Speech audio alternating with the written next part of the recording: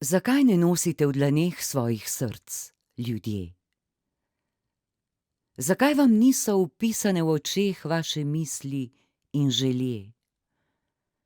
Kajti prav v teh dneh, ko je vsaka slutnja greh, ko si vsak želi uteh in skriva vsak po svojih se poteh, prav v teh usodnih dneh bi morali nositi vsi srca v dlaneh.